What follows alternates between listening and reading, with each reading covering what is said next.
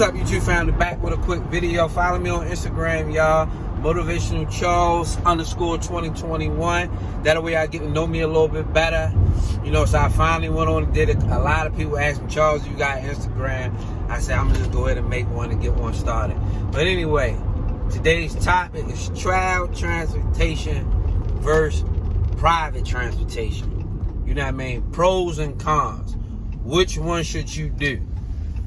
I would tell you do both right now.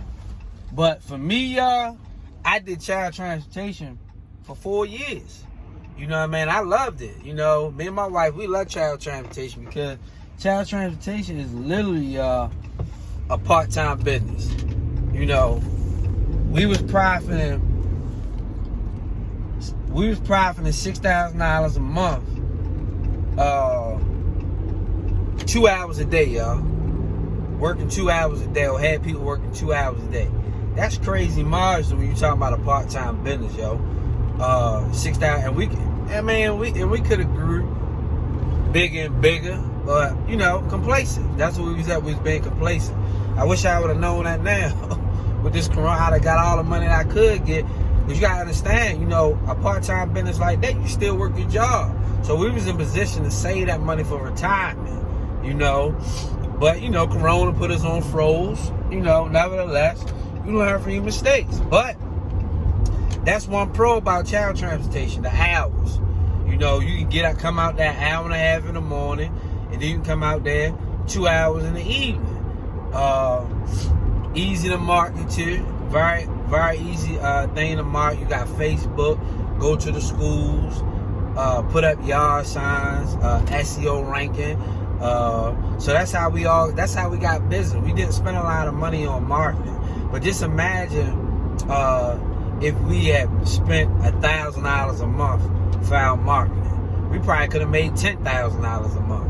You know what I mean? Just to push our company out there a little bit more. But we didn't spend that much money. I think I used to spend about $300 a month for marketing. That paid for my SEO thing for B-Rank. I used to do yard signs, a little Facebook marketing. But imagine we'd have put $1,000 a month in our marketing. So child transportation is good for that. Now the cons on child transportation is that if you're not in a market where all the schools close together, it's gonna be hard trying to schedule things.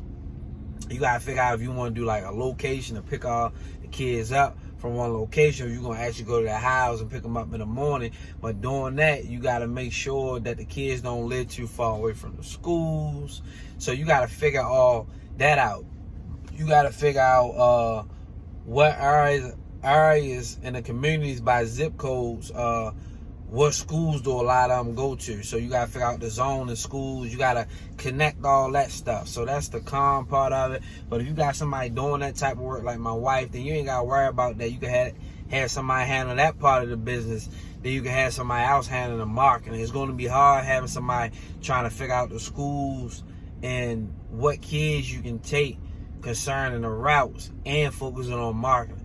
I feel like that's going to be too much for one person to handle. But if you can get it in sync, if you can get it to work, I love child transportation because you putting in less work. You know, that's what it's all about. We want to feel like we ain't doing that much work and have less headache. You know, so that's the beauty of it. You know, less work, 2-3 hours a day at the most, and that's it. You're going to have the same kids for the whole school year. All you're going to do is pick up kids along the school year. You're going to get more and more clients as the school year go along. Or sometimes you might lose a client here and there. But then that's a whole nother video getting into if you want to do 6-month obligations with the parents, yearly obligations. That's a whole nother topic. I don't want to get in that right now. Okay, now we're going to talk about private. Okay, the thing is with private with me is that the way I was doing it was more so like a taxi service in the beginning. You know, so you don't know who gonna call. You don't know if you're gonna always get business. See, with child transportation, you're gonna have them kids locked down for the school year. You know, private transportation, all the times, you know, you're not gonna have that. You know, so that's the difference between child and private. You have to. I feel like with private, you're gonna have to push your marketing a little bit harder. You know what I mean? Because you got Uber, you got Lyft, you got all these other companies out here.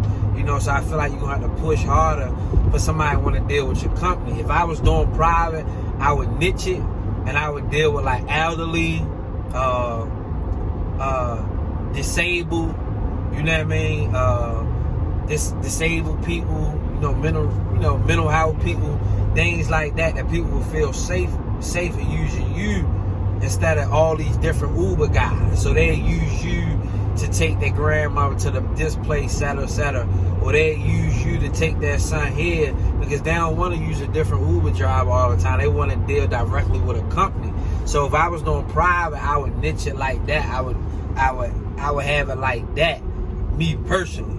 But then you can do luxury vehicles for private transportation, airport transportation. You know what I mean? Deal with niches like that, and people will use you because I've got business like that too. People didn't want to use Uber; they wanted to use a private company, use our private company from that perspective. And I would just hop in the Benz and maybe pick somebody from the airport and bring them. That's a personal car, Al's, and then bring them back home, etc., etc. You know what I mean? I didn't have a specific vehicle for private, but I would use one of those vehicles if I was doing like airport runs and things like that.